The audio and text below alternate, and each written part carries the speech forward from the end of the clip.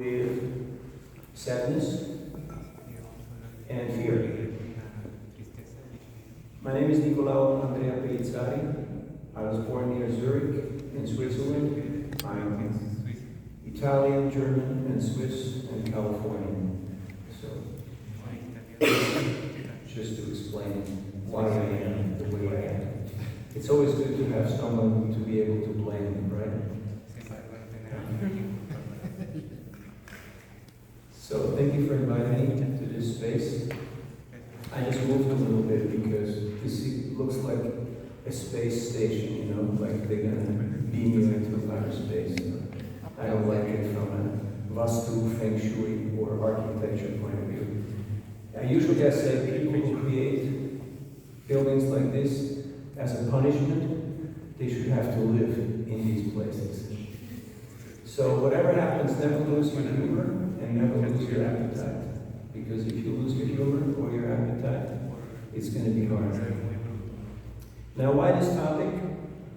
I went to an international boarding school, not as big or as developed as this one in the Swiss Alps.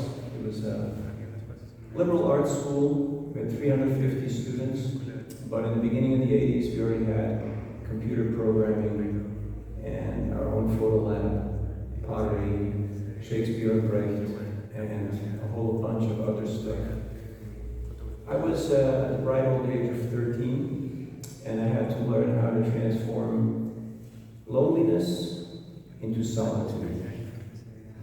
Now, they may seem like to be the same thing, but they're not. Anybody can give me an idea what you understand under loneliness?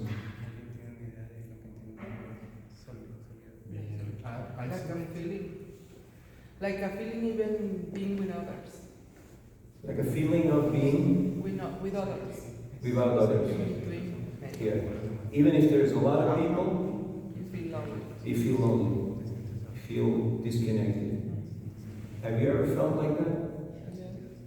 Or is it just me? Sometimes you're in a place with a whole lot of people, but you just can't really connect. You feel like, I'm out of place. This is not my place. These are not my people. Have you ever felt like that? So that's loneliness. Henry David Thoreau says that because I feel disconnected from myself, I feel pretty much disconnected from everybody else. So that's a state of mind that is quite common nowadays. I just spent the last 4.5 years in San Francisco setting up meditation and self-help, self-improvement clubs at universities around in the Bay Area, San Francisco, Stanford, Berkeley, San Francisco State, San Jose State, etc. Because depression, mental health issues, suicide, addiction, big topics. I know this is Mexico, everyone's happy, everyone's chill, right? Are you all chill? Yeah. Because you're very happy. Why? Because you don't have to prove anything to anyone. Because it's hard to be a gringo, you know? It takes many lives to become a gringo. It doesn't go so easy. There's a price to pay for it. So, but even though in Mexico we got everything and more, there's great biodiversity, there's a whole lot of opportunity, still there's trouble in paradise. Have you noticed that there's trouble in paradise? And I don't mean just, Mexico City traffic or narcos, but there are other issues. So, we're not going to get into sociological or historical or political issues or economic issues. But one thing to understand is that the way how my mind is how I see the world. The way how my mind is how I see the world. Because that's the lens, that's the glasses through which I view everything. Traveling is a great thing, but if my mind is not adapting, then basically I haven't gone anywhere. I'm the same person wherever I go. Have you noticed that when you go on vacation? Even though you change the scenery, but because my mindset doesn't change, basically I'm still dealing with the same issues that I had back at home. It's good to travel, because when you travel, you have to adapt. You have to see that, okay, there's different ways of doing things, and my way might not be the way. Because when you're at home, you get what you want. But when you're traveling, you get what you get. And why would that be a good thing? Anybody? Why is it a good thing that you don't get what you want sometimes? What does it force you to do? To be flexible. Be flexible. Now this building doesn't look very flexible, does it? But you see, that's the problem with structures like this. Because they're not very flexible. They usually don't stand time. Do you know that bamboo is stronger than steel? Any structural engineers here? No? You are? So you can tell us how it works scientifically. That if you want to bend steel, there's a certain point where it snaps. But bamboo, you can actually bend it 360. You know Bruce Lee, be like water? Oh, you don't watch movies, right? You're not into martial arts. If I'm rigid, if I'm cuadrado, if I'm stuck, then when the forces of time, the waves of time come, I will get what's called bend out of shape. I will get really stressed out. Just a while ago I was in Miami and I saw a lady in front of a pharmacy and she was yelling at her phone. Have you ever yelled at your phone? No. They don't do this in Mexico. No? Yelling at a phone. I always think it's amusing.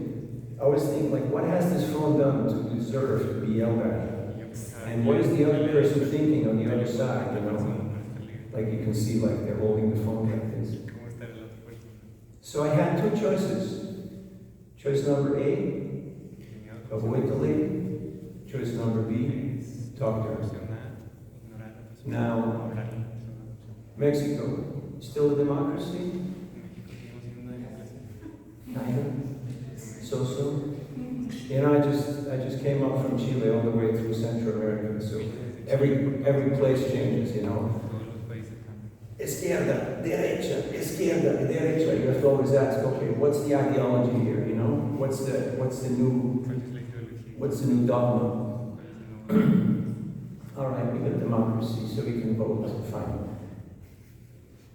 How many of you would avoid a person who's yelling at their phone? How many of you would talk to a person who is yelling at their phone? 1, 2. How many of you abstain? Are you Swiss? Swiss are the neutral ones, you know? I always have to tell people, you know, we don't do wars. We finance wars. You get it? It's not a joke, it's a reality. So, of course I talk to the lady. I'm a hockey player. I love confrontation. So, I asked the lady right now, your friend, your mind, is it your best friend or is it your worst enemy? Right now, are you mindful or are you mindless? She looked at me. She said, I'm so angry. I could scream and yell at the whole world. But keep talking. It's working. So we had a little heart-to-heart. We were discussing about life and how we perceive it. And I reflected to her that, did you notice that most people in most situations are beyond our control? Have you noticed that? And I'm not talking about the people who don't put their phone on silent mode or those who come late, you know, because they have exams. I'm talking about bigger things. Have you noticed how most things and most people are totally outside of our self-control? You have? Or you still think you're in control? Sounds interesting. Huh? What's that? Like a boss, I think. It's the ghost we have. Now we can guess what that sound is. So you notice sound is very powerful. Sound is amazingly powerful. So if you want to get peace of mind, you want to meditate, use sound, work with sound energy. We had to change our house, we had to change our location in Switzerland, maybe 7 or 8 times, like every other year, because my mom is really sensitive to sound, and she just couldn't stand it. One time it was the neighbors, then it was the traffic, then it was construction. There was always something, so we kept on moving, which in one sense was a bummer, because I always had a new school, new friends, but in another sense, it really prepared me for what I'm doing now. So you can see any situation as either a tragedy or as an opportunity.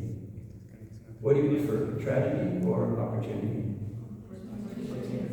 Come on, you don't like tragedy? A bit of drama?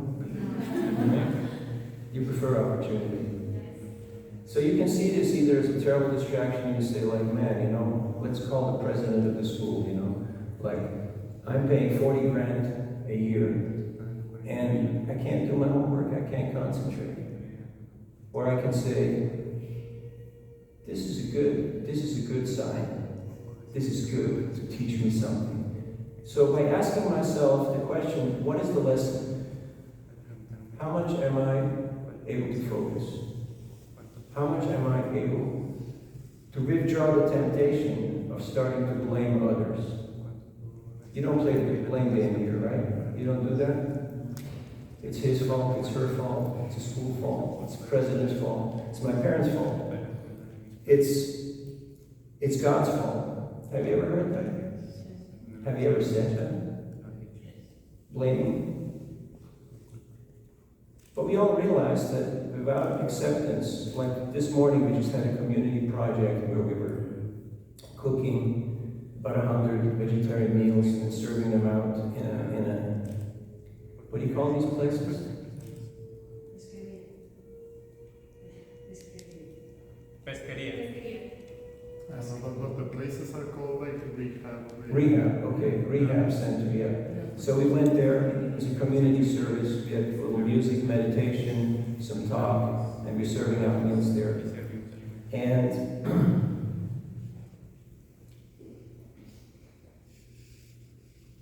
what was the thing I was talking about before I got distracted? Exactly. I was blaming. Blaming. Thank you. Blame. That was the point I was looking for. Have you ever heard of the 12 Steps program? People who want to get out of addiction? And it can be anything, you know, because we're all addicts. Do you agree? Yes or yes? Please say yes. Thank you. It's a good class. They're following orders. We're all addicts. The question is just, what am I addicted to? You can change that. Where'd you get your dopamine? Where'd you get your buzz? Where'd you get your cravings? So, 12 Steps is a program that was developed to get people out of addiction. And the first step is acceptance. I have to take responsibility. I have to say, okay, this is where I'm at. This is what's happening. And I'm taking responsibility and I'm getting ready to deal with it. Because as long as I'm blaming, I'm still avoiding the real issue. Have you ever tried to fix people or fix situations or fix the world? Has this ever happened? Or is it just me? I feel much better already. Does it work to fix people? Or fix situations or fix the world? Not really, right? So I had that little discussion with that lady, and after I told her what I just shared to you, that most people in most situations are beyond our control, but the way how we respond to these people and to these situations, that is under our control. Would you agree with that? She started smiling. And she said, I get it, I understand what you're trying to tell me. And she said, I'm going to go home now and read these books that you gave me, because it sounds like this is a better option, this is a better path. So the topic, for those of you who came a little later, today is how to deal with sadness and how to deal with fear. And I started out telling my own little story how I went to an international boarding school over the Swiss Alps, who was, a little more expensive than what you guys are doing here. But it's Switzerland, so it's going to be expensive, otherwise, what's the point, right, of being in Switzerland? But it's all relative to the normal. And I had to learn how to cope with loneliness. And it was really hard. Because when I was back down in the city, I could do any sports I wanted. I could go out, I could meet friends. But here I was, on the mountain, like right next to the ski slope, which is really great if you like skiing. But I was a hockey guy. I'm a hockey player. There was no ice hockey up there. And that was really terrible for me. You know ice hockey? You don't know what cold means, right? I mean, cold doesn't mean like 18 degrees or something. Cold means like freezing cold. Now, I know you go into the mountains. Many of you have experienced cold. So, I had to learn how to cope with that. I had to get innovative. How did I do that? I spent more time out in the woods. I spent more time running. I took the old basketball court, which was not in use anymore, and I watered it, and I created my own hockey field there. And for me, it didn't matter. There were no other people, but the game was still on. Never lose the love of the game. Never lose the love of what you love doing. And think that, no, I can't do this now because I'm going to tech. And in tech, you have to be cuadrado, right? You have to behave a certain way, you have to dress a certain way, you have to talk a certain way, otherwise you're not cool, right? You don't fit in. No. You can change your school, you can change your shirt, you can change your nationality. As I said in the beginning, for those, I'm Italian, Swiss, German, Californian. You can change many things, but what can't you change? Who you are. Thank you. You can't change yourself, who you really are. And that means that if I just keep on changing externals, it never really hits the spot. It never really connects with the real underlying me. Now this is, of course, hermeneutics or partially epistemology, meaning the definition of terms. Like this is a microphone, this is a loudspeaker. I ask you, and this might sound a little basic, point to yourself. Can you point to yourself?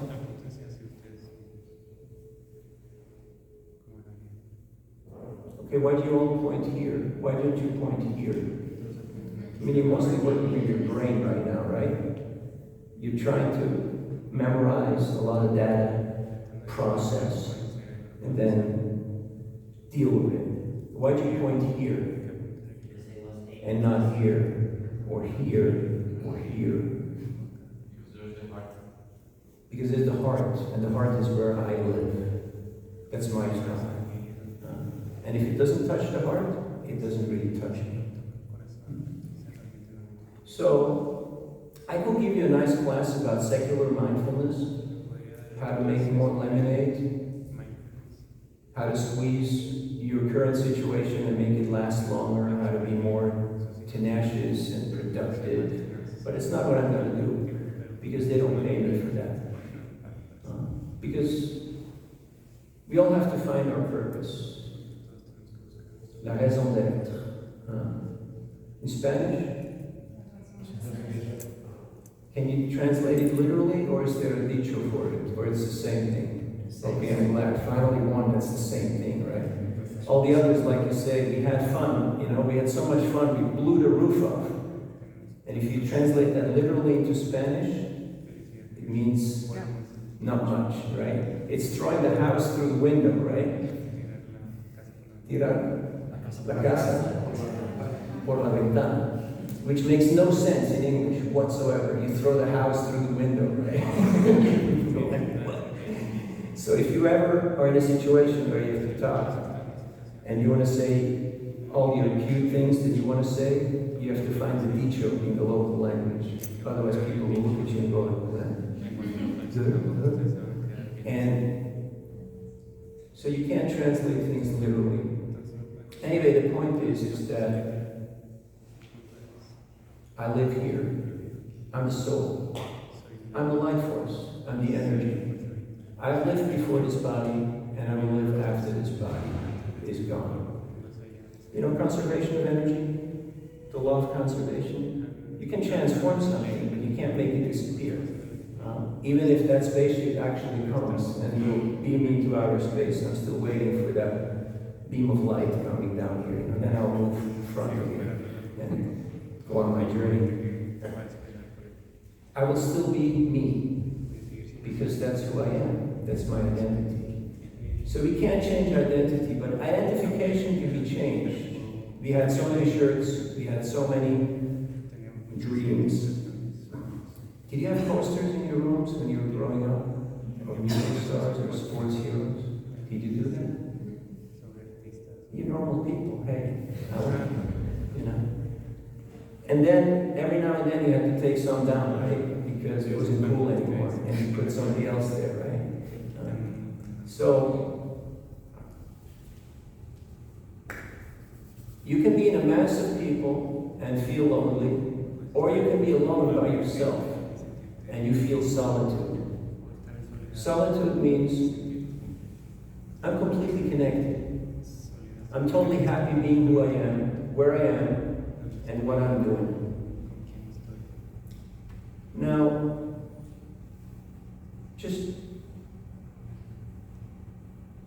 yesterday morning, I was in Guatemala at a high school with 100 students, and we're talking similar stuff. And I saw that many of them were just stuck in comfort zone. They're just more concerned about being comfortable, about their girlfriend, their boyfriend, and they're not so connected. So I had to be a little more graphic. And we're speaking about the dream, that we're all dreaming different dreams. And right now, the daydream seems to be more real than what we're dreaming at night. Would you agree? This seems to be more real than what you dream at night. But what's the definition of a dream? Can someone give me a definition of a dream? What happens with dreams? Do you ever dream? I hope so, because you need to dream in order to process. Otherwise, no bueno. That's why you need deep sleep, because if you can't dream, you can't process. And this machine needs rest. So what happens to dreams? Sometimes it's fantasies. Sometimes it's fantasy. What's one underlying norm that applies to all dreams? You don't see yourself. You don't see yourself? No. They always end. They always end. They don't exist. Well, I just dreamed it, you know? It seemed like pretty real. It seemed like very real to me. In fact, you know, sometimes it's so real you wake up. So even though they seem to be surreal, but still they're real. So they're temporary. They have an ending. Would you agree that your situation here in this school is temporary? I mean, my friend here just got tenure. Did they give you tenure, or you just applied for it? They give it to me. They give it to you. Now, is that a 20-plus year lifetime sentence, or is that I think it's still negotiable? Yeah, I think it's negotiable. It's negotiable. Okay. But it's a life sentence. It's a lifetime sentence. There's always the plus and the minus. There's always, you know, maybe you have some influence how to redecorate this place a little bit, you know? We're talking about dreams. Our daydream seems to be more real than our night dream. Why? Because it lasts longer. But it's also temporary. In 100 years, we're going to be laughing about all these exams and all these, things that are going on right now that we consider so important, like so important. I'm almost 60 now, and I successfully dropped out of 9th grade, much to the disappointment of my parents who are educators. Sometimes you have to break your mother's heart in order to make her proud. Have you had that experience, that sometimes you have to break with tradition and go your own path in order to do something of actual substance that actually will make a difference? And later on, people will appreciate it, but in the moment, they won't. That's normal. Anybody who ever did something of magnitude broke with the norm. You can watch Steve Jobs' address to Stanford students, to Stanford University, where he was saying that he dropped out of school, went to India, got into meditation, and then just pursued his dream. He had a wild dream. His dream was the PC. Have you heard of the PC? The personal computer. That was his dream. And he was in his garage in Portland, Oregon, working on his dream. And he was so absorbed in his dream that he forgot to sleep, he forgot to eat. He was what you call in samadhi, means complete ecstasy. He forgot all about the outside world. But once a week he walked to the nearest Hare Krishna temple, which took him almost 10 kilometers, because he forgot to eat. But he knew on Sunday there would be a free vegetarian meal, all you can eat, in that place. So he walked there, ate, and walked back to his garage to work on his dream. And he admitted that I was a bad programmer. I was not good with hardware, not good with software. But you know what he was good in? He was an evangelist. He was a preacher. What was his message? What was his religion? The PC, the personal computer. When I went to boarding school, we started with the first computers. You had to go something, enter F1, something, enter F2, something, enter F3. I said, this is lame. This is freaking boring. This is never going to fly. No one wants to do this. I'm bored out of my mind. And now, you can't even operate an electric toothbrush, right, without a computer. Can't even get your car out of a garage, or you can't get into an Airbnb, or you can't get your boarding pass without dealing with computers. Now my friend here is teaching AI.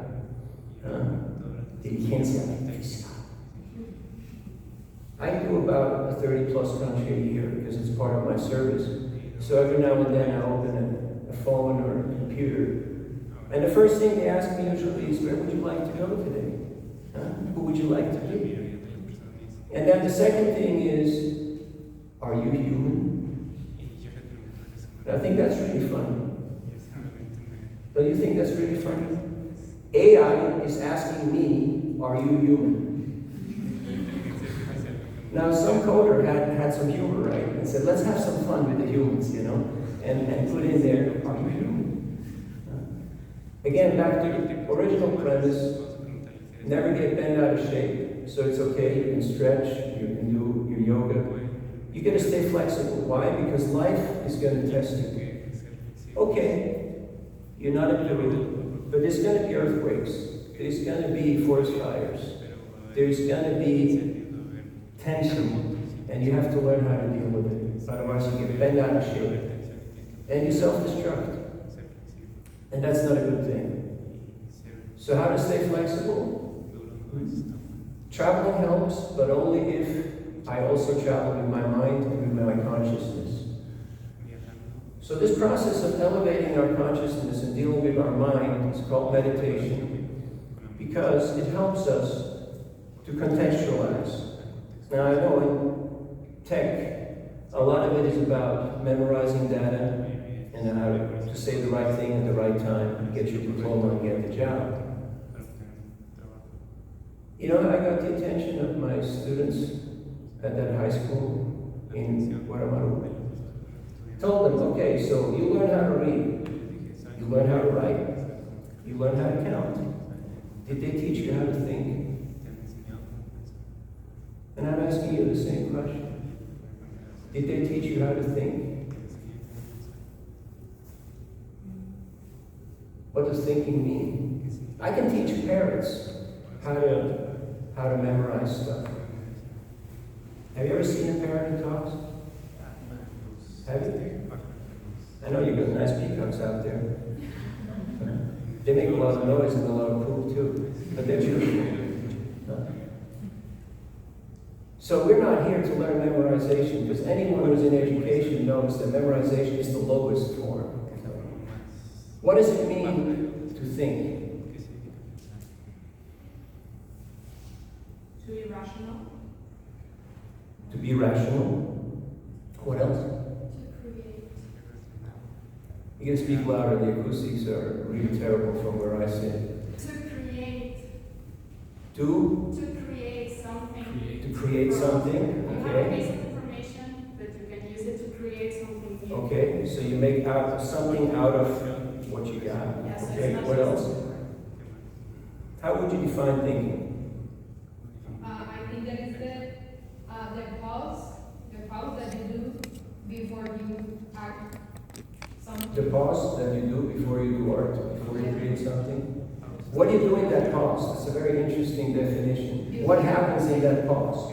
You think, you plan, you You visualize certain things, okay? Part of that process of visualization, there are different ways of how to go about visualization, okay? Now, nothing against structural engineers. I love my stuff that works, I got nothing against things that work, My Swiss is still alive somewhere, although I almost had to renounce it, because traveling in Asia and in Latin America does not help, or in Latin-speaking countries, does not help with being Swiss, Like you go to a country and you ask them, okay, so when is the seminar? And they say, don't be so European, Qui sera, sera, whenever it's going to happen, it's when it's going to happen, okay? So stop being Swiss, all right? And just roll with it. Okay, so we're at the process of visualization. And there's a process of internal questioning, right? How will my audience perceive this? What is the message that I'm trying to communicate?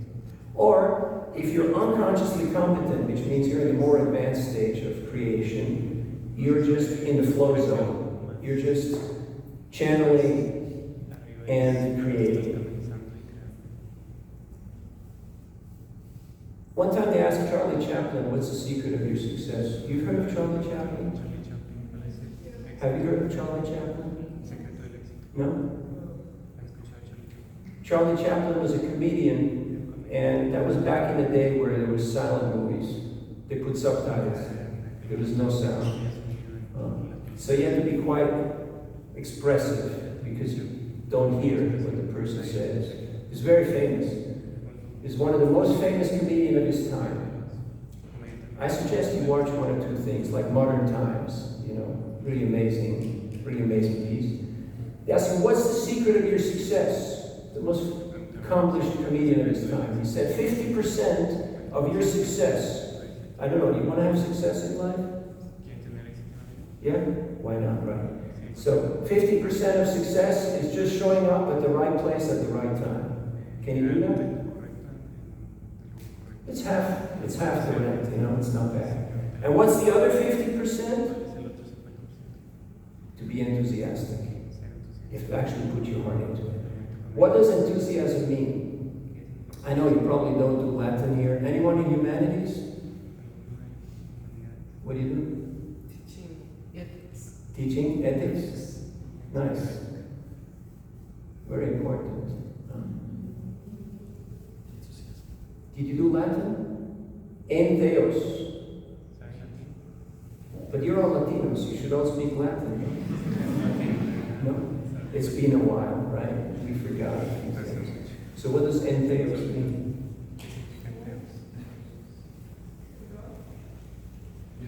En Dios.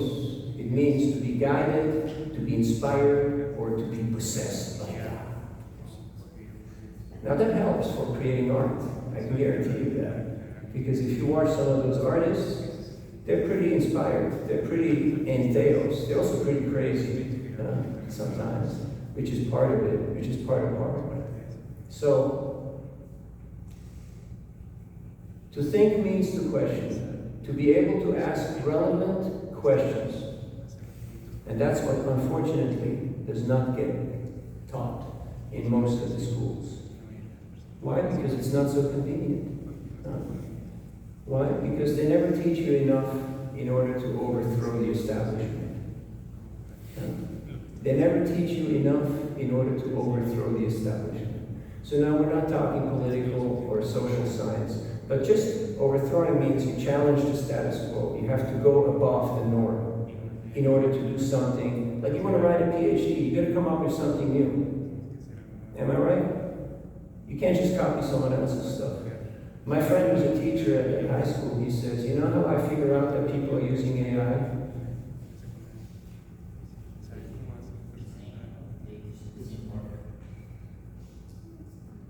If it's too good, if the language is too good, if it looks too clean, it's AI. Because humans make faults. It's part of humanity, right? They commit errors. Okay, you let AI do it, and then you put the faults back in there. You'll still have AI to detect whether you used AI. At the end of the day, there's no shortcut. You have to actually be able to have that dialogue. Okay? What are some of the important questions, some of the big questions that would actually stimulate the thought process? Yes? How do I should live? How? Do I should live? How should I live? In other words, ¿qué es mi propósito, right? What's my purpose? What's my meaning? What's my value? Part of it is a question that it has been trying to be answered from millennia. You know, Aristotle, well, Yes. Or Aristotle, Jesus, and a lot of thinkers, philosophers, and persons who try to get the idea or some idea about how we should live.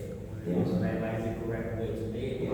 What is the best way to take advantage of our lives and things like that? Sure. So, Aristotle, as you mentioned, he was upset with the sophists. Have you ever heard of the sophists? There are people who are just saying things nice, but there was actually no substance to it. It was just sophistry. It was just nice talk. So Aristotle mentioned that even having ethics, having values on your mission statement, you know, is not enough. That you've got to go beyond that. You have to actually apply yourselves to those values, to those ethics, and imbibe them. Meaning, walk the talk, teach by example. Have you noticed how people don't listen so well these days? And it's not just the kids, it's everybody. But it's very visual, they watch you very closely. And if we don't actually imbibe, internalize what we're trying to communicate, then somebody could actually call us hypocrites. Because we're preaching something, but we're living something else. And that will create a dichotomy. So, and that should be avoided at all costs, no matter what your discipline is. So oftentimes, we're stuck in that dilemma, and that can create tension. Now is tension a good thing or a bad thing? Who says bad? Tension, bad. Who says tension good? Both, it depends. You know, in your body, if you don't have any tension, you can't move. And nothing moves here also. And in Ayurveda, the Sanskrit science of health, your digestive system is your indicator of your health. Because no matter how much you eat, if you can't process food and take nutrients out of it, same like your information. If you can't process data and extract the essence and contextualize it and apply it, it just creates paralysis by analysis. Have you heard of paralysis by analysis? Hey Siri, how do I feel right now? I can't tell you that, but I can give you a lot of data. That's what Siri is going to say. That's why just AI or just more technology is not the solution. We have to be able to actually apply it in a relevant way So information without application does not lead to realization. And without realization, there's no transformation. Would you like to experience something in life? Or are you happy just watching stuff? Why not? When I grew up, we had 3 channels, TV, you know? Now, last time I checked, it was 500 or something. How long does that take you to zap through 500 channels? How long do you have to scroll till there's nothing to scroll anymore? Till your hand hurts? Are you scrollers or are you readers? Almost. Huh? So, we have to be able to actually extract the essence, otherwise we're missing the point.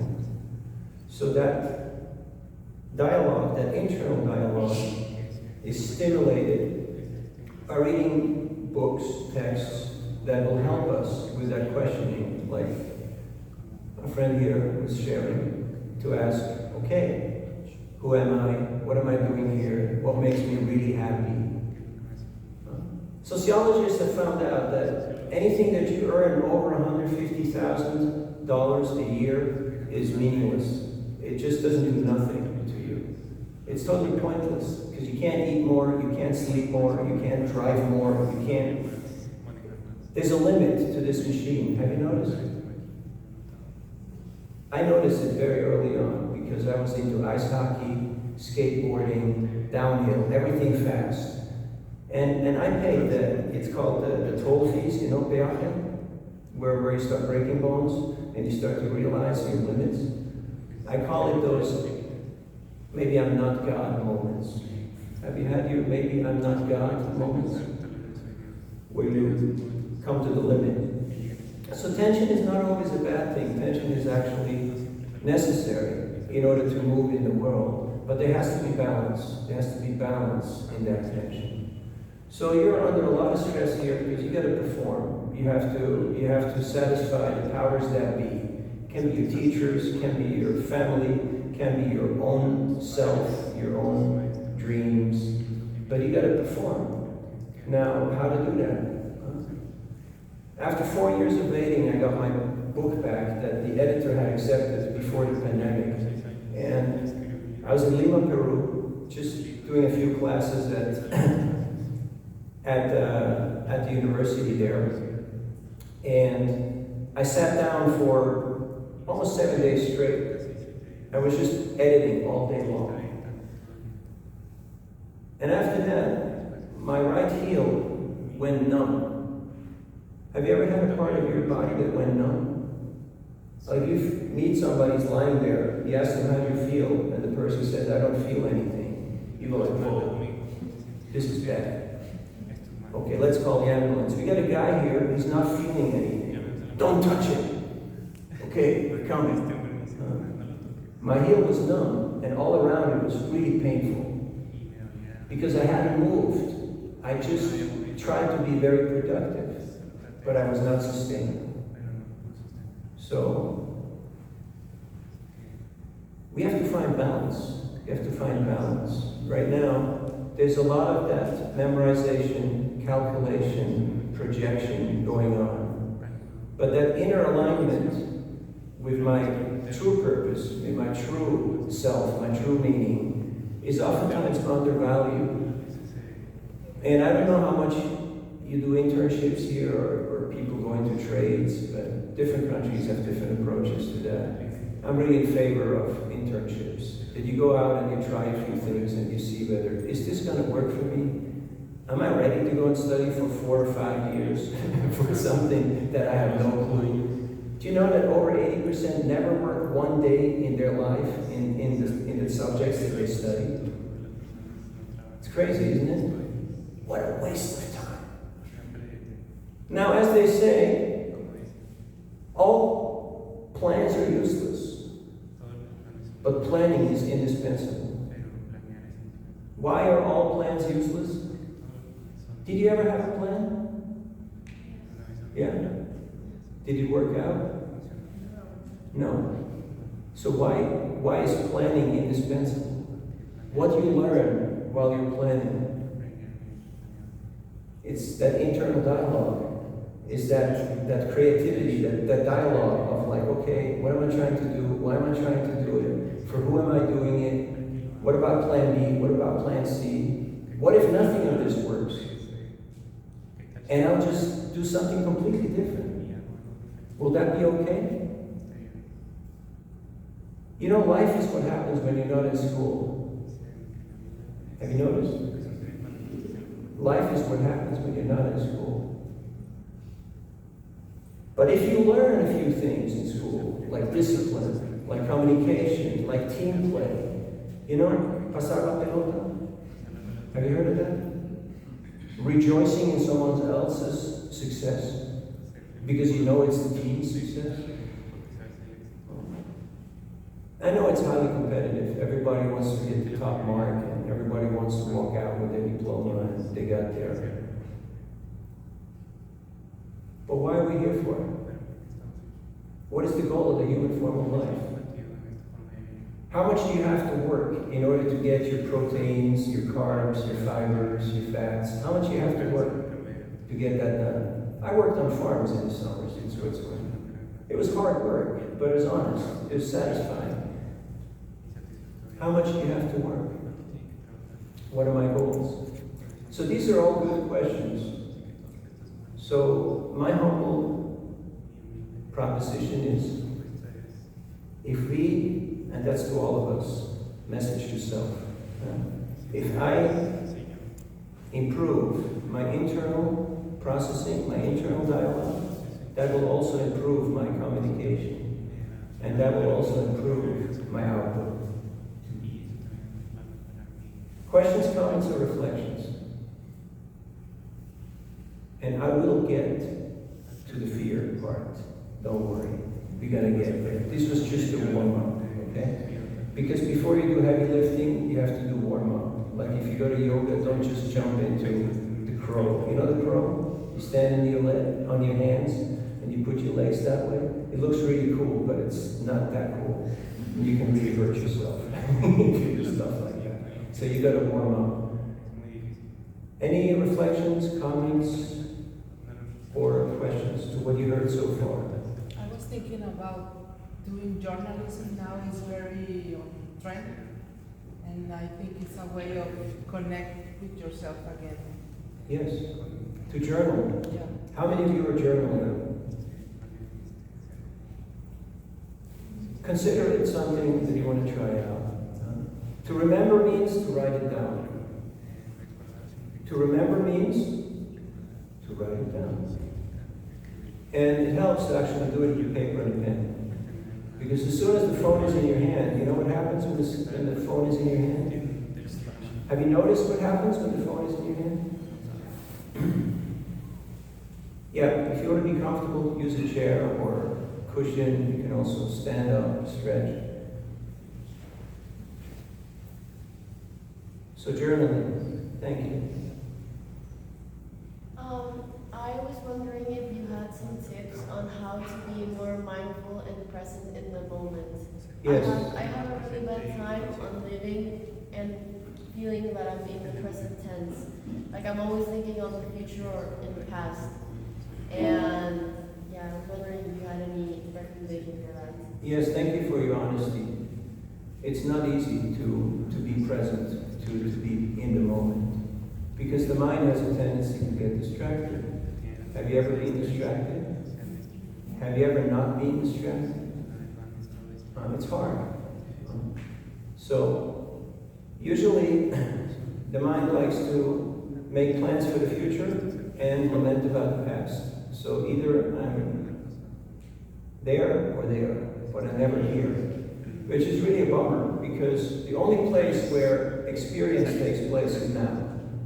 Technically speaking, all I have is the moment. The future hasn't come, the past is over.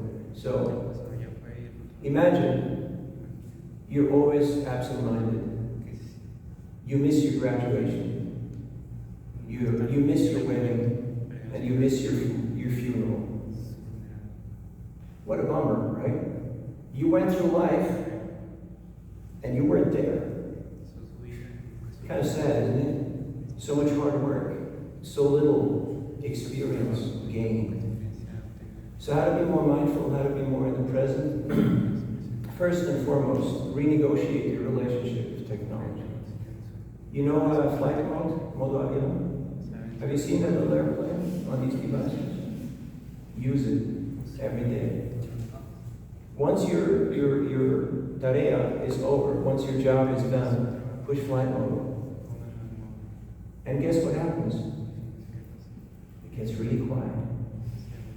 All of a sudden, you got a lot more oxygen, a lot more space to breathe and to have time for that processing. I deal with a lot of people. I'm doing a bunch of different things. So I need to get into nature every day and walk, which is also good for being present, being mindful. Just be out in nature, be with the trees, and just be a happy human. Remember when you were a young kid, running around, naked, screaming and yelling? Did you do that? Yeah, you're normal, okay? If you haven't done that, half your life is wasted, okay? Your homework is, I'm not saying walk around naked campus. I don't know how long you last on this campus, you know? I saw that guy on a motorbike, you know, with the funny helmet. You've seen that guy? You know? I think he would not like that. So, but just do things that make you happy, that give you joy, you know? You do yoga, you dance, you do music, you do art, but every day I have to go for a walk because legs are meant for walking. Have you noticed? That's why robots and AI are not the solution to all of our problems. And astronaut food is also not the solution. Neither are supplements. But I have to actually move my frame because otherwise what happens, atrophy sets in. And I mean, doctors, they learn books this thick, you know, to explain to you what happens when you're not moving your machine. And it helps you to actually become more present, to be more in the now. Breathe.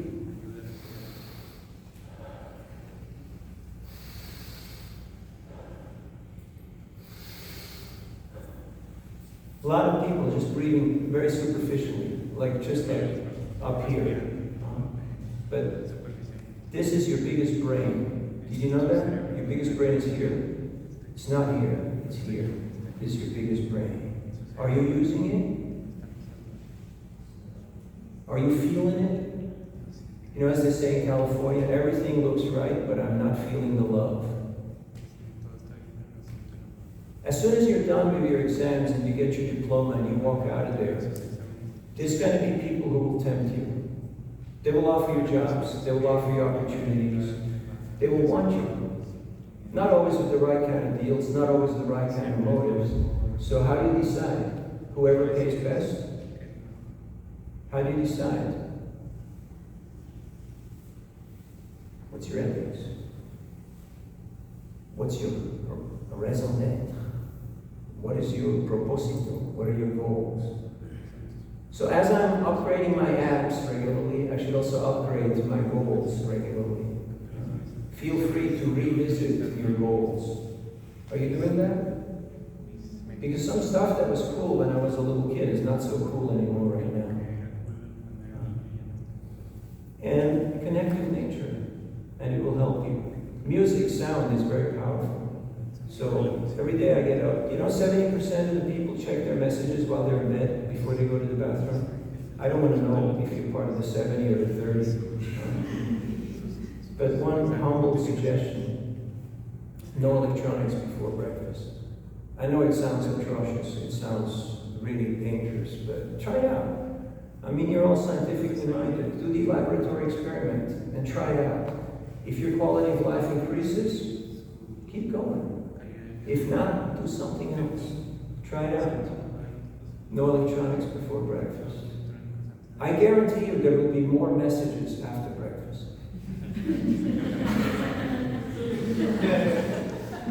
They need me. They love me. They want me.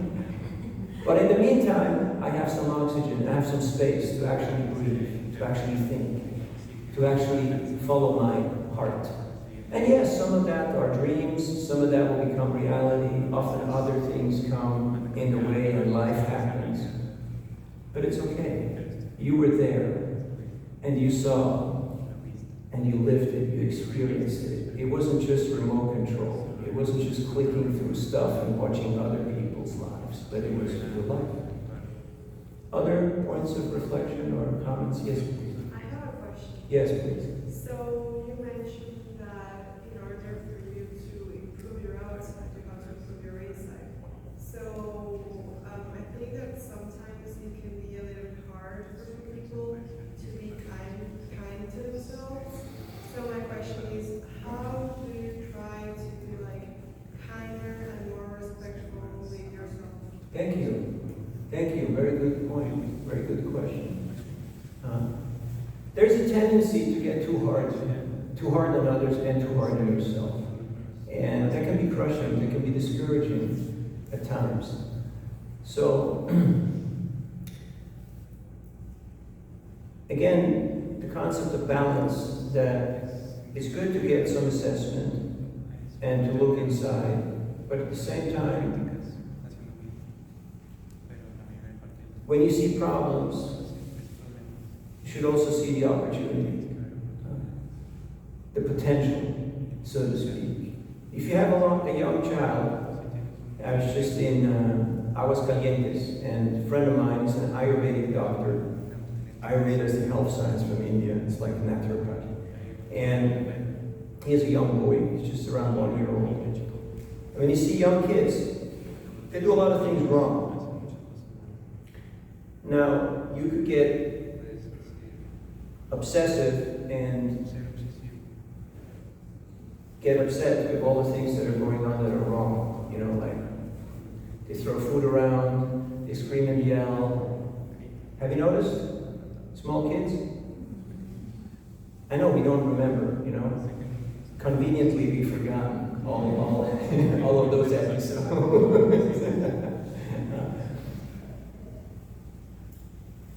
But especially mothers, I mean, they're so good at this, or parents in general, they see the potential, they don't see the defect. So in a similar way, instead of getting down on you and see the defect, to see more the potential, and to fan the potential, and all of a sudden the defect takes care of itself. You know, going after bad habits is really hard. Have you noticed how hard it is to weed out bad habits? Because I've acquired them over quite a period of time. But it proves to me that I can acquire habits. So if I choose to acquire better habits and have a better way of how to deal with myself, so then the negativity, that fault finding, the criticism, it will go down, it will diminish. In other words, emphasize the positive and the negative will take care of itself. Yes, I can be German and Swiss. I see all the things that are wrong with this building. There's a lot of things that are right with this building. This is solid, you know. So see the positive and work with the positive, and the negative will take care of itself. Because going after the negative, if you kick the skunk, you will stink.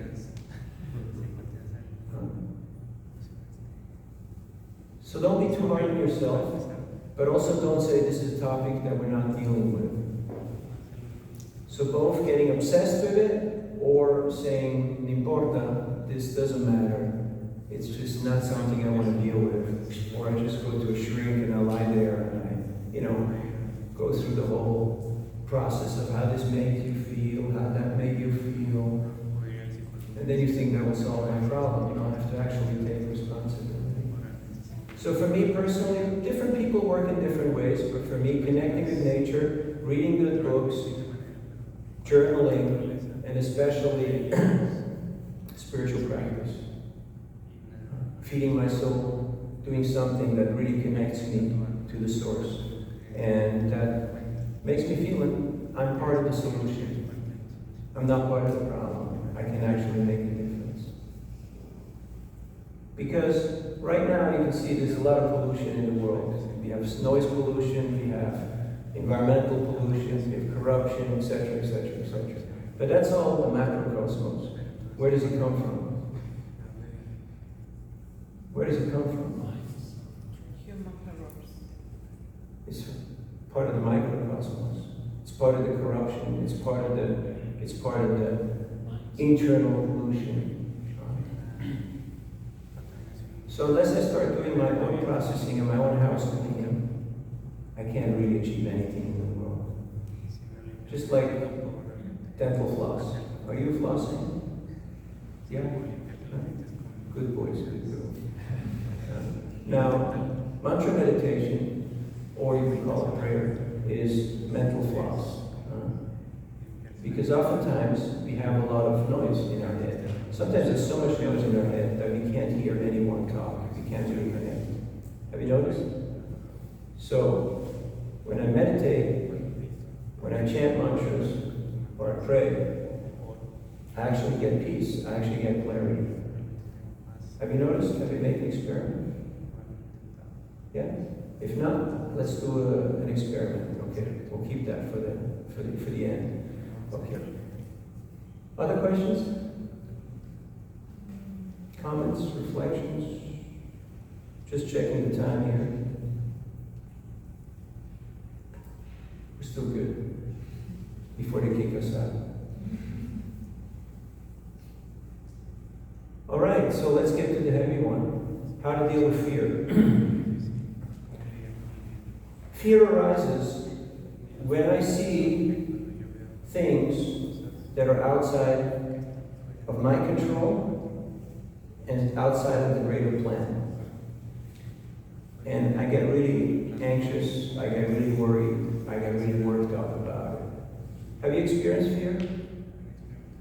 Yes? What if ...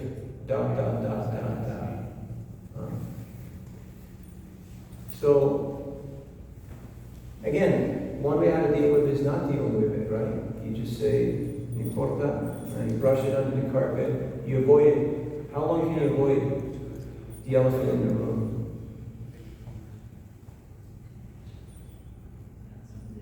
How long can you avoid dealing with fear? Eternally, maybe. Eternally. You just push it off for later. But inside you know, sooner or later I come back to the same point. I already thought about this like a million times, and I just push it down the road. So it's not going to go away. I'll have to deal with it, right? I'll come back to this junction at some point, and I'll have to face myself.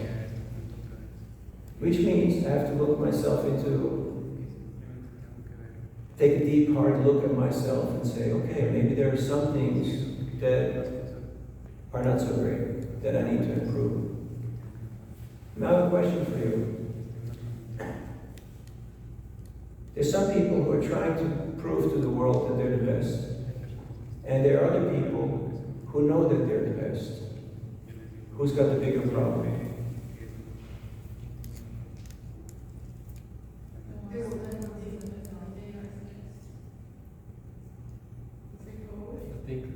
When you're looking for validation outside, not a problem. The ones who don't believe in themselves. Okay. Well, you can think about that one, you know. Let me know next time when I come around here. Now you see, that's why it's good when you're from a little more simple mindset, because you're not trying to impress or convince the world or anybody in it about who you are or what you're doing. But you don't have to be somebody, you can just be. That's good enough. Is that good enough to just be? Yes. Because being somebody is really hard. Because you can't, technically speaking. You can only be. I can't be you, you can't be me. We got different trajectories. Okay, we're all souls, we're all human, we're all here having a little moment of connection. But I can't be you. So to accept who I am and what my challenges are, and see the opportunities, and work with the cards that I've been dealt with, and make the most of it.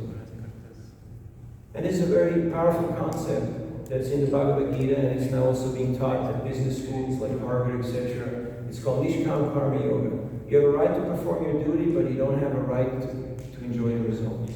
So, in other words, be more process-oriented rather than result-oriented. Sometimes we're too obsessed with the result. Have you noticed? Have you noticed?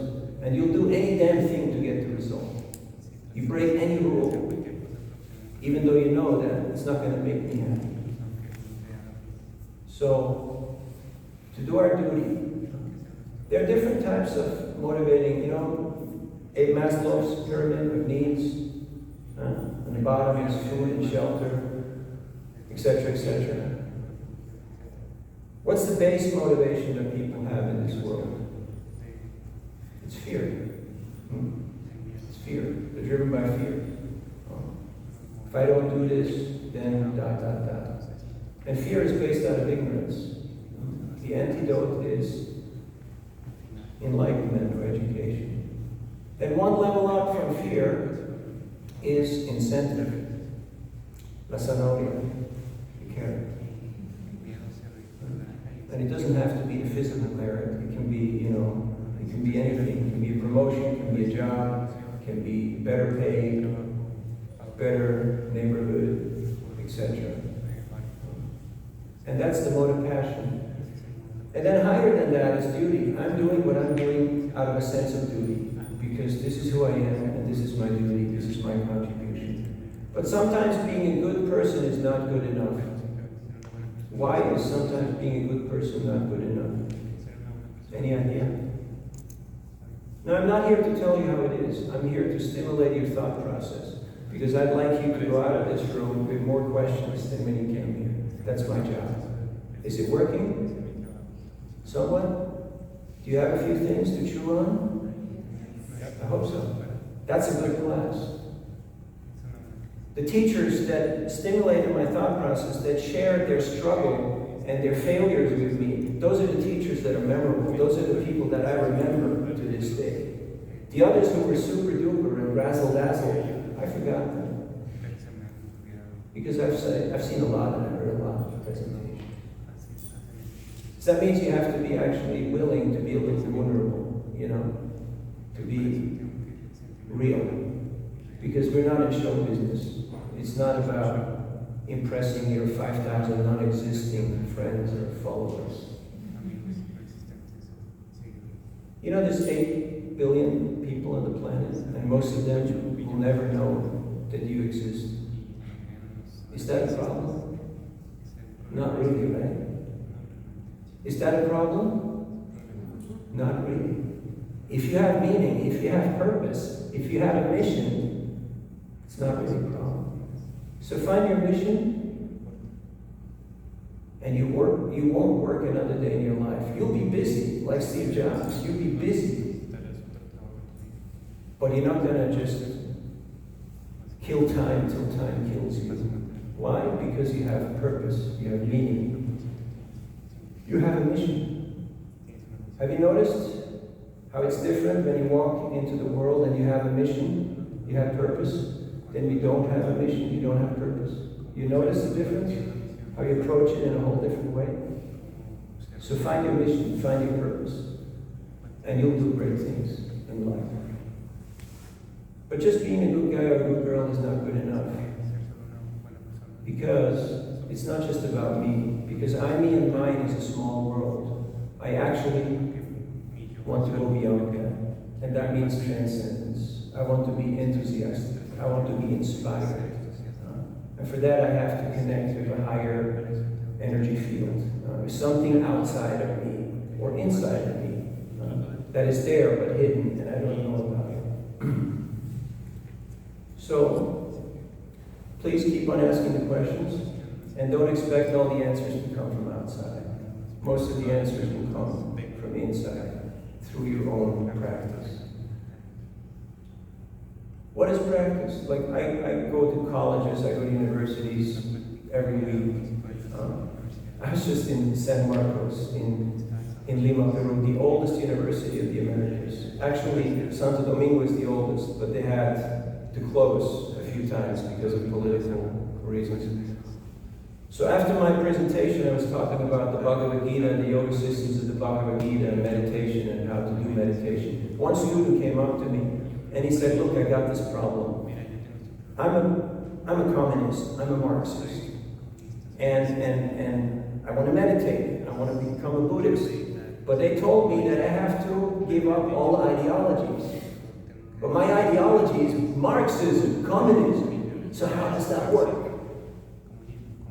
So I had to inspire him by trying to share my own struggle, that there's always a tension between institutions and individuals. Now, remember tension? Is tension a good thing or a bad thing? Necessary. It's good if there's balance. If you don't get bent out of shape, you know. Do they do riots and demonstrations here? No, it's a little bit. Huh? Some quiet corners. Do they have a building for it, or they do it out in the open? So tension is not bad as long as it's done in the right way, as long as it's a healthy tension. So, and for that, I need realization. I need practice. So I only like to ask you, start your own spiritual practice. There are different ways of how you can go about it, but sound is very powerful. Because sound is the primary means of communication. All of this is sound energy, just materialized. So, by the way, our sound stopped. Notice? In your body, the only sense that never sleeps is the sense of hearing. I was in Cali, Colombia, teaching a teacher training course for yoga teachers, and on that finca, there are 2 dogs. One, Gandiva, she's a fighter, she's a hunter. She got one of my socks as a payoff, as a toll fee. And the other one, Kunti, she's an elderly dog, and she just lies around all day long. But one ear is always up, like this. Always up, like this. So the ear never sleeps. So work your sound energy. And we're going to do right now a little experiment. It's called mantra meditation. Mantra. Man is manas, the mind, and trayate, to liberate. To liberate the mind from our fear. Because sometimes when we're fearful, you know, a problem is never solved at the level of the problem. You need to go to a higher level of consciousness to actually solve the problem. So sound can really put you in a different emotional state. Have you noticed? Do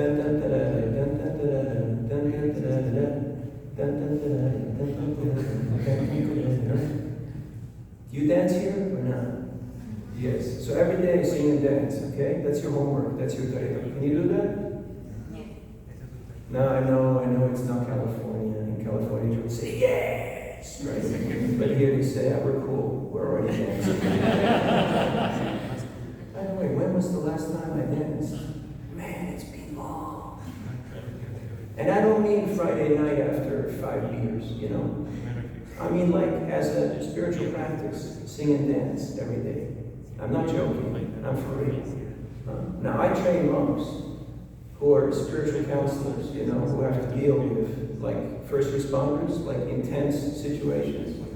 And I tell them, if you don't learn how to actually experience joy and happiness, people will take one look at you and they'll say, nah, I don't want to talk to you, and I'm not going to tell you my fears and my demons. Why? Because I can't trust you. So why not? Because you don't look happy.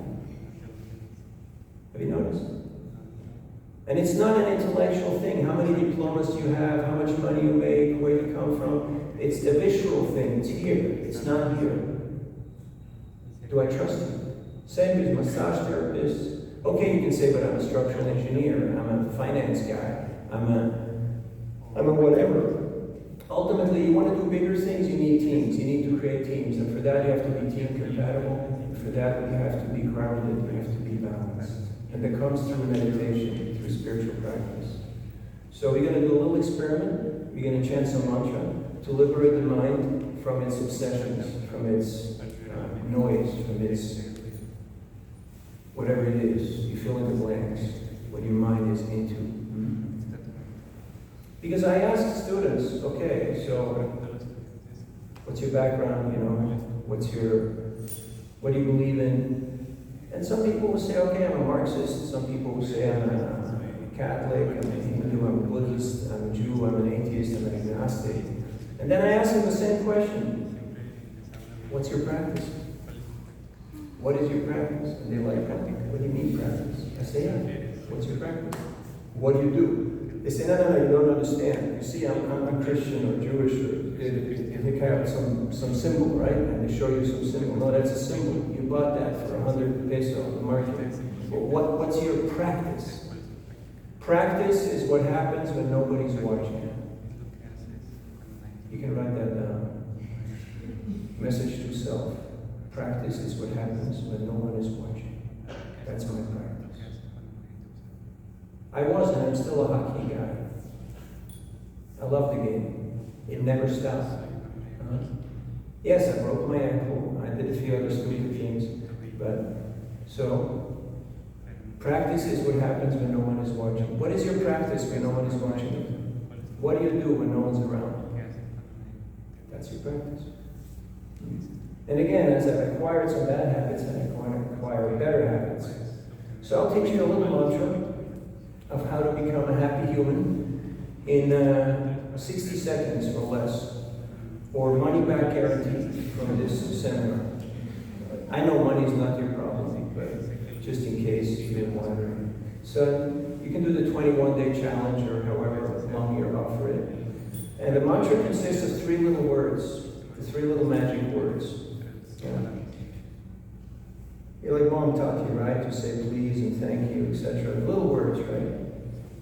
Now you may say, how can 3 little words make a difference in my life? Well, did you ever tell anybody I love you?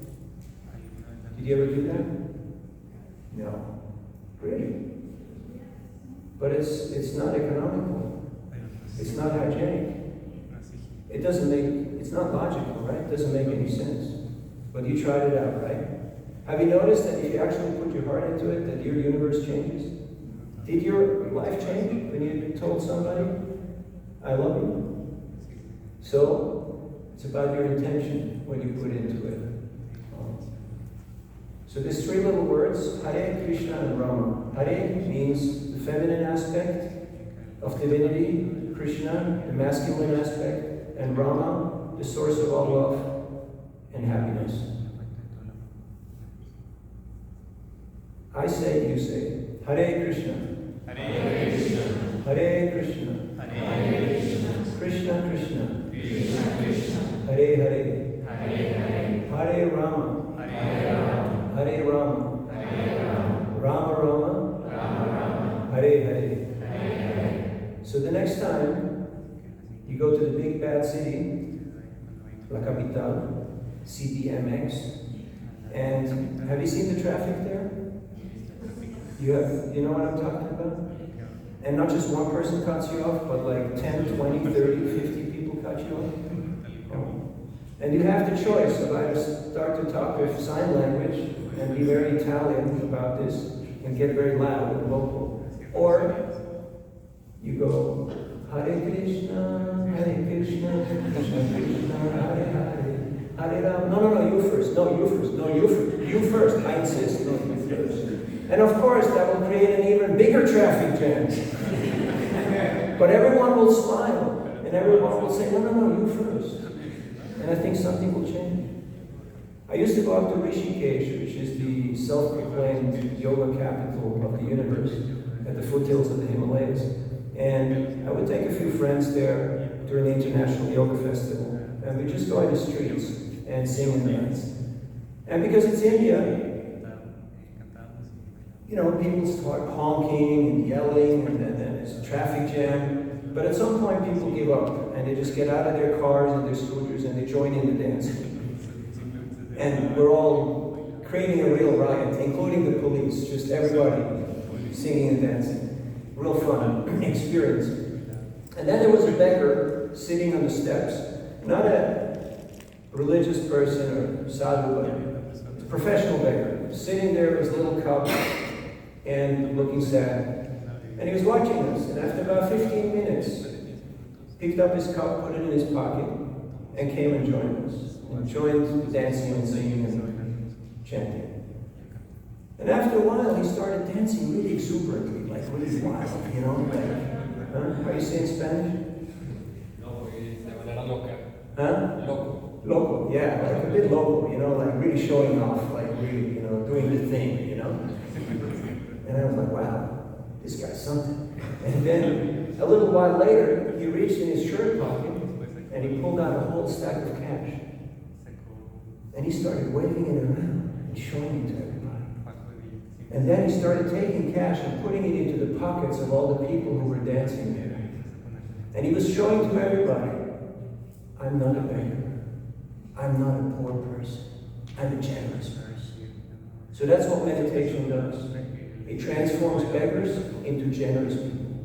It transforms hate into love. It transforms being absent-minded into being present, being conscious.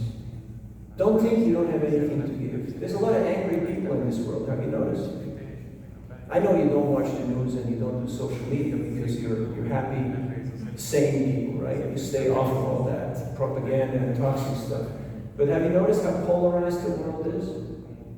How angry the world is?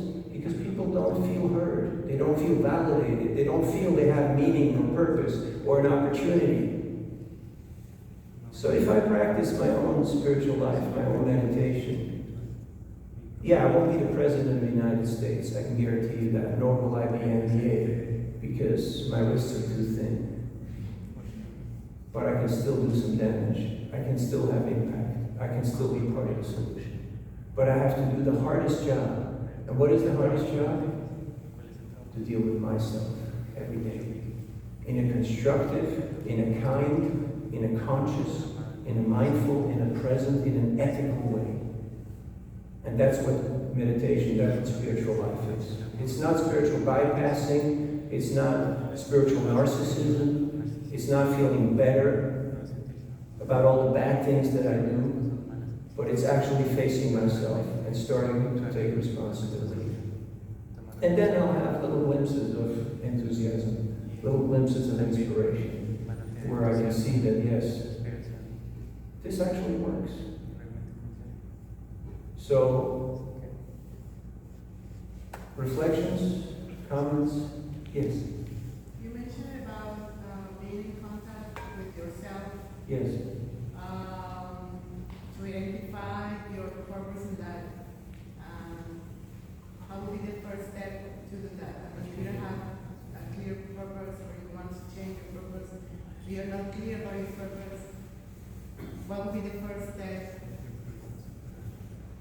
to find your purpose? When you're in a hole, stop digging. You know, you're in a hole, stop digging. Look up for help. There's so much opportunity, but I have to have a molecule of humility that I realize I may not have all the answers. I may need to avail myself of some help. There are experienced people in every field, as you have noticed. I'm sure you got gifted teachers, otherwise you wouldn't have stuck it out so long here in this school. I'm sure you met some people who have something that they can communicate to you, right? So, when the student is ready, the teacher appears. There's no lack of that. Not a question of, are there any qualified teachers? The question is, am I a disciplined student? Disciplina. Do I have what it takes? It's to be ready to... Yeah, am I ready? But then how I get to that point? Well, you never know until you know, right? You just gotta jump in. you can try this out, but the water is not gonna get any warmer. And out here, you're happy that the water is cold, right? Because it's so hot. You just gotta jump in. It means it requires a leap of faith. I have to acknowledge that yes, there is a plan, and it's not my plan. It's nature's plan, it's God's plan, divinity, destiny. You may call it whatever you want to call it, but there is a plan. That's why it's important to go into nature, because you'll see that this actually works. Have you noticed? How every tree is in the right place? And except on campus, you know, there they mess things up a little bit. But you go into forests, you'll see that actually every leaf, every blade of grass is exactly what it's supposed to be. It's quite inspiring, right? So for me, working on farms gave me the confidence that there is a plan and nature will sustain me no matter what I'm going to do. but I better learn how to cooperate with nature. Otherwise, if I go against my own nature, it will be self-destructive. It will be very limiting. So thanks for your honesty. It's a good struggle. It's an honest struggle. But we need help. And that means creating, like what you're doing here. You can't be an academic. You can be good, but you can't be great unless you do peer review, unless you have people of your own field who start challenging and testing you. And I know it's uncomfortable. They will ask you, did you write this, or did you just copy this from a bunch of other people? You know, how did you get to this conclusion? What was your thought process? And it forces us to be real. So the same thing in meditation or in spirituality. These people are available if I want them. Thank you. Yes? I read this book that was really nice, by the way. Don't believe everything you think. And it made a distinction between thinking, the act of thinking, that comes from the ego, and the thoughts that comes from the source. So I tried it out. One day I just tried to shut down the most that I could my ego and just let the thoughts flow. And my day was the most productive. It was like I was in the zone, the flow zone, that everything just comes and you do everything and everything is fine. So I wanted to ask you, what type of meditation did you recommend, or what type of practice did you recommend to have this experience, to train this capability of being in the zone for the longest time? Well, for you, I can tell you, just keep going. Okay? But contemplative meditation, like, I know, should it's I a joke. sit? It's just the worst thing you can do. You're feeling happy. You feel happy sometimes, right? The worst thing you can do is you grab your phone and you start taking pictures. This is me looking very happy. This is me looking very spiritual. This is me looking very cool, very smart. And all of a sudden, the more I talk about it, the more I tell people about it, the more boring, the more mundane, profane, and the more terrible the experience becomes. So, if you feel happiness, keep it in your heart. Don't try to market it to the world, okay? Message to self, okay? Alright, I don't like it. Yeah. Why? Because some things are sacred. Some things are very personal. You don't have to, tell that to everybody. Otherwise, you're just crushing that moment. And it's about connection. And connection can very easily get disconnected. So you don't want to mess with that. Which means basically, whatever energy, whatever love, whatever empowerment I receive, whatever insights I have, I'm not trying to show off, I'm not trying to get off, I'm not trying to make a buck out of it, but I'm using all of that to reinvest it into service.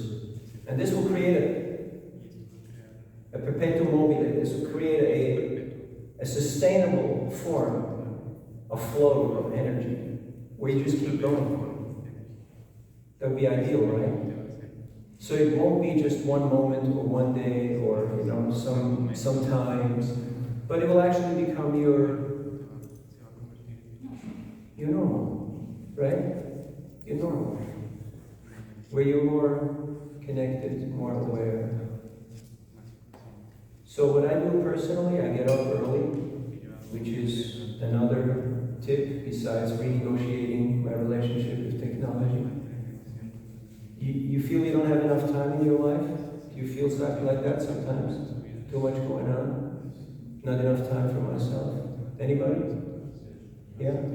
Would you like to have more time for yourself? Yeah? So here's the little gift, regalito. Okay? You take your alarm and you put it 1 hour earlier. Can you do that? It's a free world, right? Okay, that may mean I may have to not eat dinner at 11:30 and not go out to party till 2 in the morning, Okay, but try it out. And if you like it, keep doing it. If you get up before the sun comes out, you notice how you're more clear, how you're more connected. The world's asleep, and you can just be there and actually experience that state. And then you take it out into the day. You don't just roll out of bed and rush to exam, right? Or are you doing like that? Because it doesn't matter? Because you got a trust fund at home, and, you know, no matter how bad you mess up in school, you'll still be the prince of Bahrain? No, I don't think that's the scenario, right? I have to prepare myself. I want to be the best I can be. That means I spend quality time with myself, with my practice. So please take time and chant your prayers, your mantras, do your yoga, read some positive books like Bhagavad Gita. You got the whole collection of books here in your library. And you just take one verse and you chew on it, and you can extract so much. Like what I was talking about is the verse in the 5th chapter of the Bhagavad Gita, text 23, that if you learn how to deal with desire and anger, you'll be a happy human in this world. And that will help you overcome fear and stress and anxiety. And some things require professional help. For some chronic situations, one has to get professional help. But most of it is self-inflicted. Most of it is just the wrong kind of internal dialogue, the wrong kind of mindset. And that can be adjusted quite easily with a little help from your friends. You have friends, right? Yeah? I hope you do. I saw a lot of good-looking, well-fed, well-bred, well-dressed people here on campus. But at the same time, when you want to go a little deeper, you will notice that we're all part of humanity, and we all have issues, and we all have our fears and our challenges.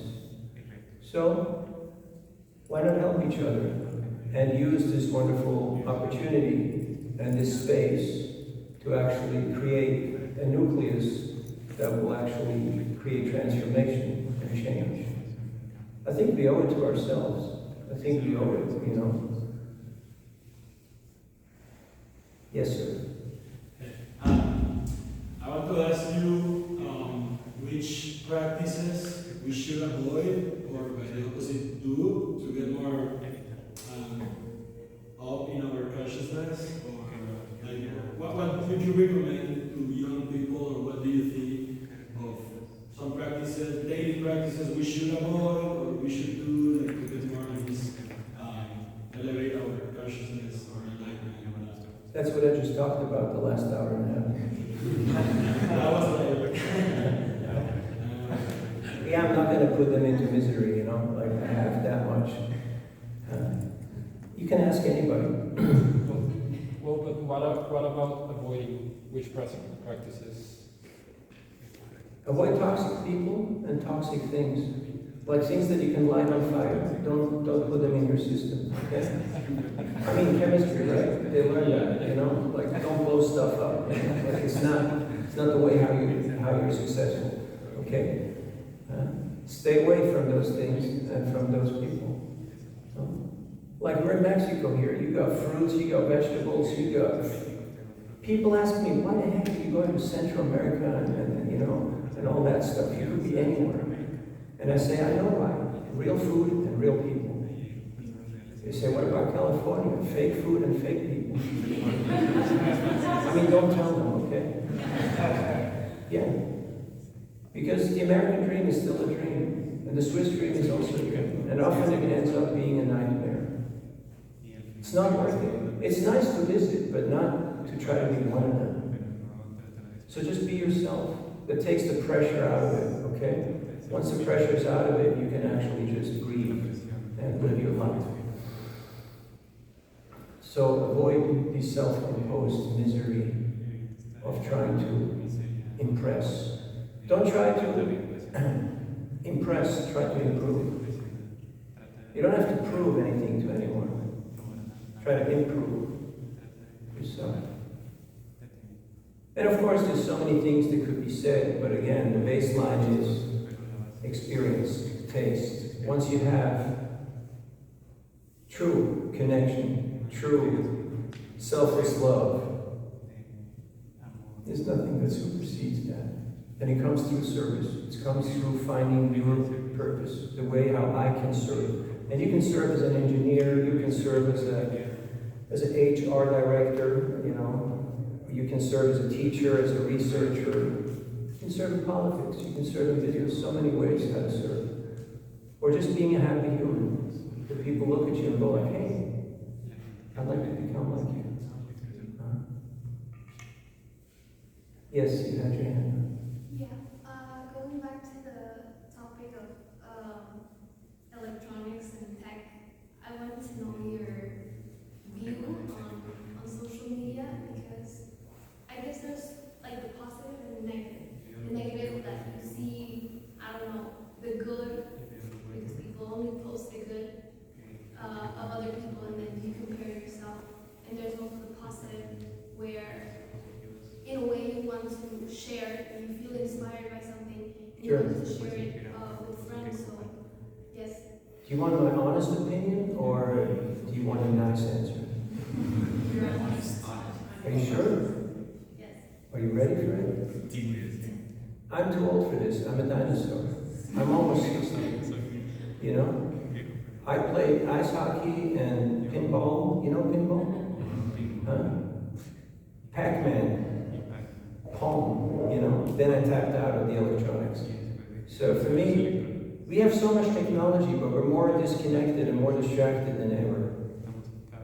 You see 3 people at a table hacking away on phones rather than looking each other in the eye and sharing their heart, you know? It's demasiado. Have you heard of demasiado? It's just not acceptable. It's just, you know, formerly the cartoon was the guy who's reading his newspaper and the family's there on the table and everybody tries to talk to daddy and daddy just says, yeah, keep talking, yeah. And now it's like everybody is on their phone. It's just crazy. So don't do that to yourself. Technology can be really useful if you know how to use it. But don't become a slave to technology. Use technology for your project or for your purpose, but don't become a slave to technology. Okay? Now, I don't do social media because I don't have to. I got enough human interaction every day of the week. And I need to process, I need to stay sane. But again, like I do WhatsApp, okay. You can call that social media in one sense, you know, people sending pictures, little videos, but I don't really get into it because I just don't have the bandwidth, I don't have the energy for it. So you see what works for you. I have friends in my trade who are doing all of that because they like it, they're good at it. I've noticed as soon as the camera is on, either people become very loud or they get very quiet. Have you noticed? It kind of changes the vibe, it kind of changes, you know, the frequency. These people are sometimes a little, yeah, they're different. So, you see what works for you. But since you don't have to impress and you don't have to, you know, work on building your brand and impressing your tribe, I would take this as an opportunity to just work on yourself and invest in yourself. I mean, that's what school is supposed to be, right? Otherwise, you start to get really freaked out about, okay, how am I perceived? Am I popular? Is this working? And you put a lot of energy into that. And I don't think you're going to get the love or the appreciation out of it that you expect from it. So why not take a break and see what it does to you? Have you tried? No. I mean, do you want to try? Yes, I would like to. It's just, you know. I'm not saying throw your phone into the river, you know. I'm not saying be a Luddite and live in a cave, you know. I'm just saying just regulate. There's 3 R's. Regulate, reduce, and then renounce. But the most powerful one is more purpose, meaning, and happy things to do, and you forget about all the other stuff. You know those days where you don't even touch your phone? Have you had days like that? It's difficult because, well, everything's on the phone, right? But there's a lot of things that are not on the phone. You know that saying in philosophy, I know you're not so much into the humanities, but I'm sure you've heard that one, that what if a tree falls in the forest and nobody hears it? Did it happen? It's a philosophical question, you know, and we can discuss that. Nowadays the question is different. Nowadays the question is, if it wasn't on social media, did it happen? No, I can guarantee you, I got up before 3 o'clock this morning, and I did my yoga, my meditation, my study, my chanting. It happened, and it was not on social media. So, have more of off time, and then it will help you to start to find your balance. And sometimes you have to do drastic things. Then you just go cold turkey. Like right now, you're in exam mode, right? Am I right? This is finals, right? It's crunch time. You just have to floor it. You just got to go and deliver. So you don't have the time or the bandwidth to deal with this stuff. Just put it on hold. What do you think? Is it wild and radical? Are you ready to do something wild and radical? Once in a while. You know, there were people before the web. These books were written by people from before the web. Most of these books were written by people. Most of these buildings, I mean, not this one, but you know, most of these nice churches and really amazing monuments were built before the web.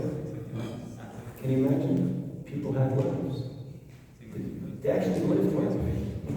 I know it's hard to believe.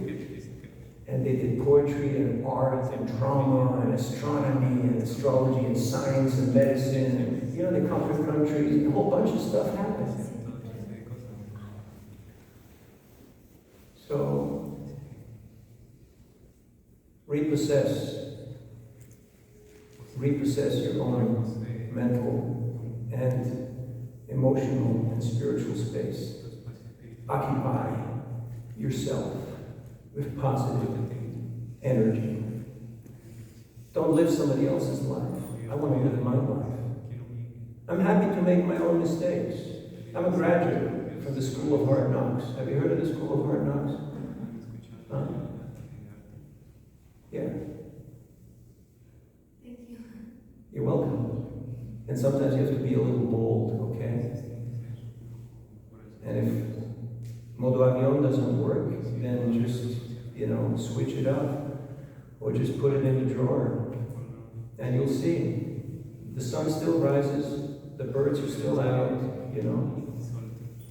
People will still talk to you. Food still tastes great. So, it's tough. Because we get addicted. We get addicted to stuff that may not be that great for improving our quality of life. Thank you for your kind attention and for being who you are and doing what you do.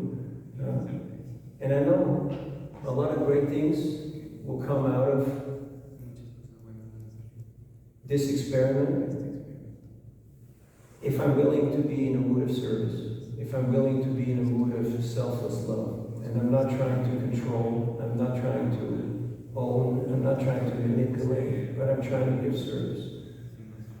In the Bay Area, I had my project there, and I was regularly talking to recruiters. You know, people are hiring. They say, I don't hire school, I don't hire grade, I don't hire diplomas, I hire attitude. Because you can train anybody in any trade for 3 months, and they will be able to do the job. Technically speaking, they can do the job after 3 months of training. But attitude, character, that takes decades to do. So that is the real project. And if you have that, people will want you on their team. And you'll be busy. You'll be wanted more than you can imagine. And a lot of it has to do with inner dialogue, spiritual practice, and being an instrument of grace, of compassion, to try to help others. I find that the more I've tried to give service, the more things worked out for me. And the more I try to control and to fix and to benefit, the more things went the wrong way. Thank you for your kind attention. I'm amazed. People actually showed up. Are you amazed? No, you knew, right? You know the scene here. It starts slow, but then people start showing up. So it's a great opportunity. Don't let anyone discourage you, especially not yourself, because sometimes we are our own worst enemies. So sing and dance, and keep chanting, keep chanting. And I guarantee you, if you don't like the dialogue, change the frequency. He who asks the questions controls the conversation. If I have better questions, I will get better answers. If I have better energy, I will get a better resonance from whoever I'm with. Thank you very much. Hare Krishna, Krishna Krishna, Hare Hare, Hare Rama, Rama Rama, Hare Hare. The acoustics are not so bad. But we haven't brought the drums yet. Maybe we do that next time. Divya, have you used the drums in here? How is it? Very nice. Okay, so this place can be used for singing and dancing. Alright, so if you make a petition, next time we'll bring the drums and we'll do the dancing part, okay? But this time they said secular mindfulness, okay? As if mindfulness is not secular enough, right? So it is what it is. But we have to try to push our limits a little bit. Did you know that all the greatest universities of the world were initially started as seminaries by priests? Harvard School of Divinity. What do you think that means? The School of Theology. They were training priests. And all of a sudden it ended up being engineering and business and law and medicine. But it started out with meaning and purpose. So don't forget meaning and purpose. Don't forget your divinity. And then do whichever job you like to do. Find your passion. And be an instrument of grace. You'll do great things. I know you can. Because you're resilient. You're tenacious. You've proven it. Thank you very much. Have a great day.